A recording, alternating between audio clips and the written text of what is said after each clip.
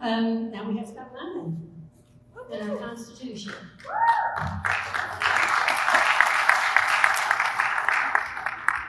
Also, can't share. So if you ever wonder why I get up here and do this, did you hear the little pre-amen over here? Yeah, I don't want to see my little girl enslaved by our government. And if we're not careful, we'll be enslaved by our own ignorance. That's why I get up here and talk to everyone.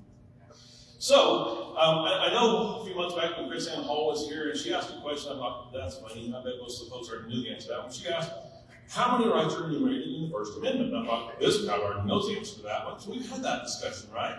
There are 5 rights enumerated in the First Amendment. And I've actually posed this question before, the Fifth Amendment. When somebody pleads the Fifth, we usually think they're talking about self-incrimination, but there are actually 5 rights enumerated in the Fifth Amendment as well. We have a right to grand jury, double jeopardy, self-incrimination, due process, and compensation for eminent domain. Okay? So tonight we're going to talk a little bit about due process. And when you look at the Fifth Amendment, when they talk about due process, they say, nor life, liberty, or property without due process of law. Now, that's not a new concept. That's actually been around. One of the first times we've seen it in print was in the Magna Carta in 1215. In Clause 39, they talk about the lawful judgment of equals, or by law, the law of the land. So we hear that phrase again.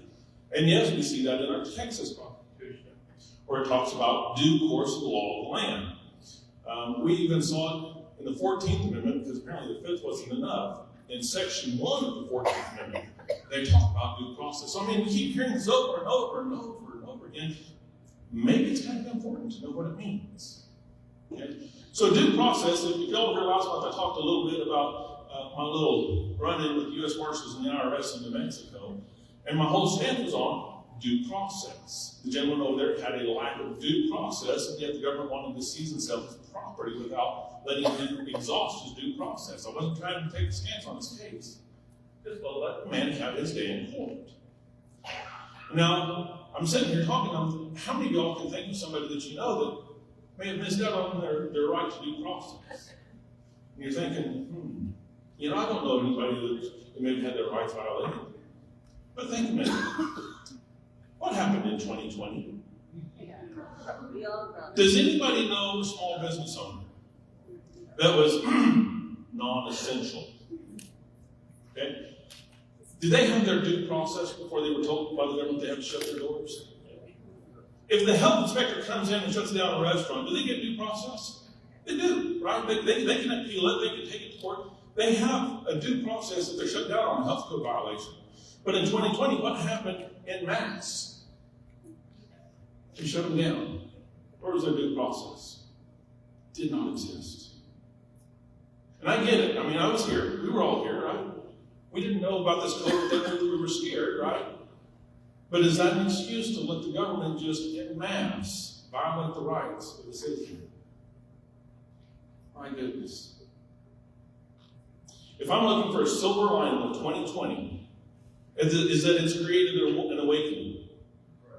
We're starting to see more people pay attention to this thing called the Constitution, because what is this? What is the Constitution?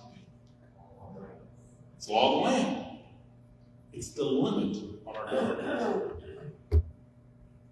And if we don't keep our government in check, trust me, we will be enslaved by our own ignorance.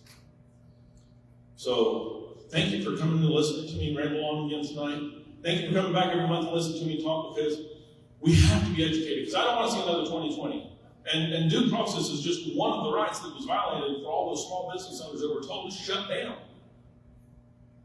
But that would be a conversation for another day. So let's continue to be educated. Turn this country around back to what our founders wanted it to be. Let's make sure that my little girl over there doesn't become enslaved by its government. Thank you.